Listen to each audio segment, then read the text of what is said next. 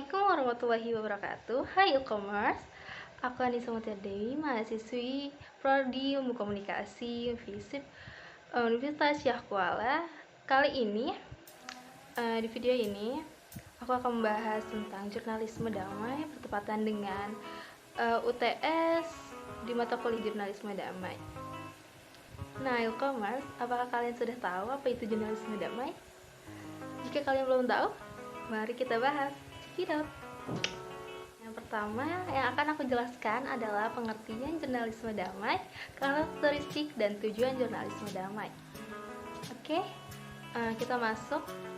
Jurnalisme damai pada dasarnya adalah upaya meluruskan kembali apa yang menyimpang dari jurnalisme. Prinsipnya, jurnalisme itu tujuannya untuk kepentingan publik dan untuk kebaikan masyarakat luas. Jadi, ketika suatu pemberitaan kemudian tidak memberi kebaikan untuk masyarakat, dalam contohnya karena cara pemberitaannya yang kurang mempertimbangkan bagaimana menyelesaikan konflik, atau malah cara pemberitaan itu berpotensi membuat konflik, jadi semakin berkepanjangan, maka di situ muncullah jurnalisme damai. Jurnalisme damai yaitu upaya mengembalikan kembali jurnalisme ke ruh atau tujuan dasarnya, yaitu kepentingan publik. Perdamaian dan berakhirnya konflik adalah kepentingan publik. Jurnalisme damai tidak memihak pada salah satu pihak yang bertikai, tetapi lebih menyorot aspek-aspek apa yang mendorong bagi penyelesaian konflik.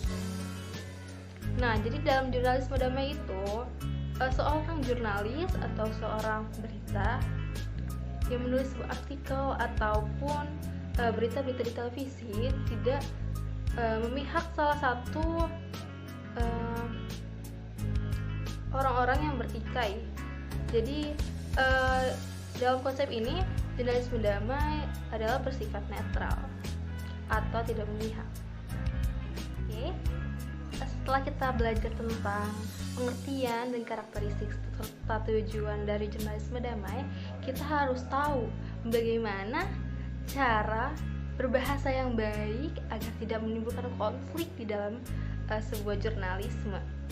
Sekarang aku akan menjelaskan bagaimana bahasa yang baik dan benar dalam pemberitaan jurnalisme damai untuk mengurangi konflik antara kedua belah pihak yang bertikai. Nah, yang pertama adalah hindari pelebaran konflik hanya terdiri dari dua pihak yang berseteru atas satu isu tertentu. Yang kedua, hindari penerimaan perbedaan yang tajam antara aku dan yang lain. Yang ketiga, hindari memperlakukan konflik hanya terjadi saat kekerasan terjadi. Nah, yang keempat, hindari pemberian penghargaan kepada tindakan atau kebijakan yang menggunakan kekerasan. Yang kelima, hindari mengidentifikasikan kelompok dari ucapan para pemimpin ataupun tuntutannya. Yang keenam, hindari pemusatan perhatian pada pihak yang bertikai dan keinginan mereka. Yang ketujuh, hindari pelaporan yang menonjolkan unsur kekerasan. Selanjutnya adalah hindari menyalahkan salah satu pihak karena memulai perselisihan. Selanjutnya, hindari laporan yang berfokus pada pemberitaan, ketakutan, dan keluhan hanya dari satu sisi. Dari penggunaan bahasa yang menonjolkan sosok korban, kata emosional yang tidak tepat. Selanjutnya, hindari penggunaan label. Hindari pemusatan perhatian pada pelanggaran HAM, kekerasan pada satu sisi saja. Hindari pembentukan opini seolah-olah sudah pasti.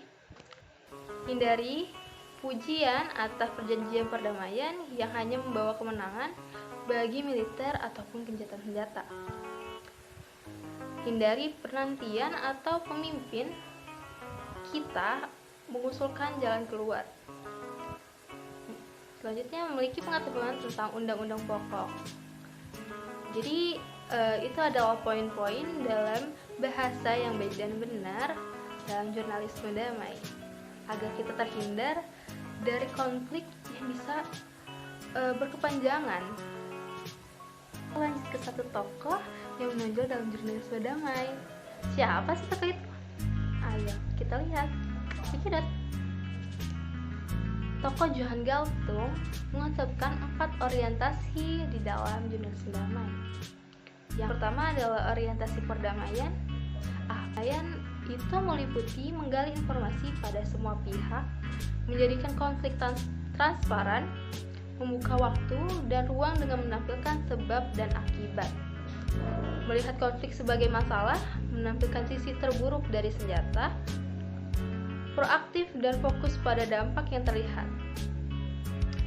Nah, yang kedua adalah orientasi kebenaran yang meliputi media harus membeberkan ketidakbenaran dari semua sisi dan mengungkapkan semua yang ditutup-tutupi.